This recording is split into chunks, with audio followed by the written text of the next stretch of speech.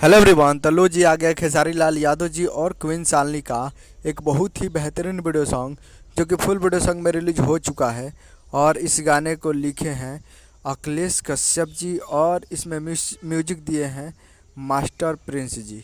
और इस गाने को गाए हैं खेसारी लाल यादव जी और शिल्पी राज जी, जो कि आपको स्क्रीन कवर दिखाई दे रहा है। जिस सॉन्ग का टाइटल है बिगड़ जाएगा, जिसका टाइटल है बिगड़ जाएगा। और वीडियो में है खेसारी लाल यादव जी और क्वीन शालिनी जी। और फिट में है क्वीन शालिनी जी। और ये बहुत ही बेहतरीन सॉन्ग है और एक रंगदारी सॉन्ग है।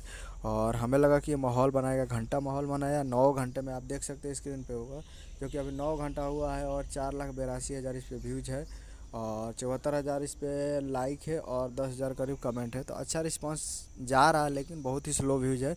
और लगता है खेसारी लाल यादव जी के फैंस अभी सो गए हैं, कुछ देर के बाद जग भी सकते हैं।